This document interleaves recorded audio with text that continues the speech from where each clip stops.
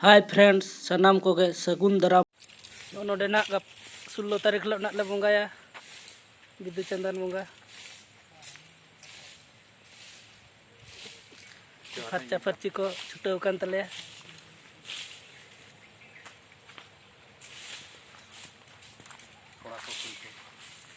कोड़ा कुड़ी को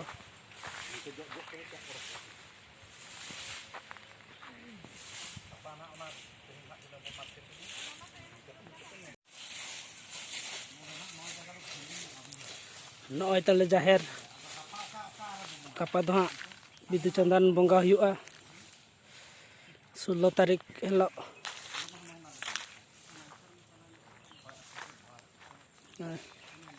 निके दो निके जहाँ तीन सेनते फर्चा नेलोग कना निके दो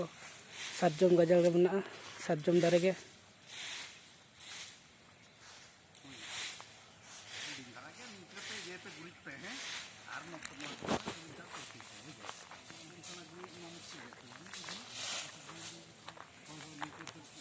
पूरे जोरसोर चालू कना फर्चा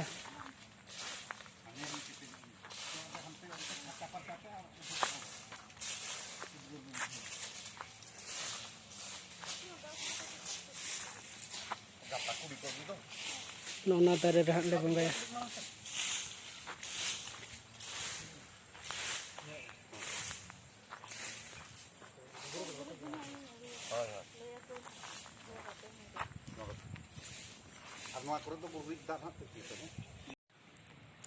नोडे दो पूरा निके दो सारजम दारे गे रहे कना सनाम को बन नेल दाड़े कना उनका के भाग भाग आते रहे कना अड्डीगान दारे रहे कना खाली नोडे दो सारजम गाजर गे मेना दारे को बन नेल दाड़े कना नोआ सुर रे दो अतना दारे रहे कना ना सुर रे दो ले फर्चाया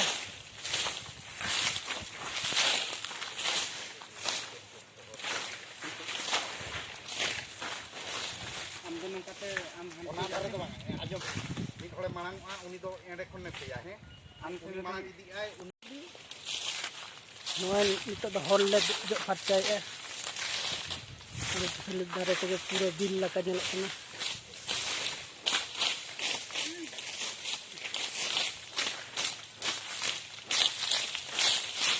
जूस को जोगे तले कोड़ा कुड़ी को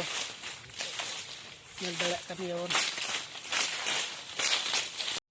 कमी को सद बड़ा के नितो दो जम बड़ा हुआ हा सनम गाते को बन नेल दाड़ा कना मार का निजेते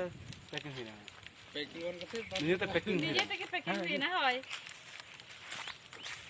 किधर ले पैकिंग बम लेता है नका दो आर ako ko पैकिंग खान तिना तार ढेर पैसा हुई कान पैकिंग तो बांगा नका गेला पैकिंग ओडे दोखार को ले दिन दिन कलम ये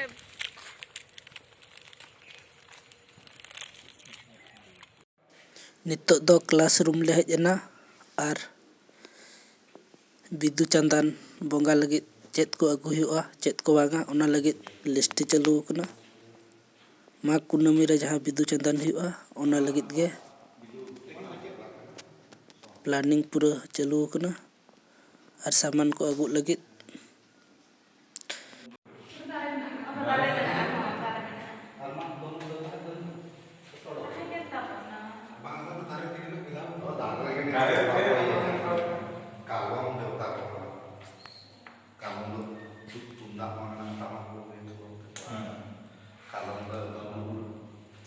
तेहन दो नुना गे और जहाँ को नवा चैनल बन सब्सक्राइब बन ओना साथे बेल आइकन से घंटी हबन बजाव तराय और लाइक शेयर कमेंट दो आलो बन हड़िन मा और नौका नवा नवा वीडियो अगू कते हिजुआ मा ताले तेहन लगी दो नुना गे सनम को सगुन गोर जोहार।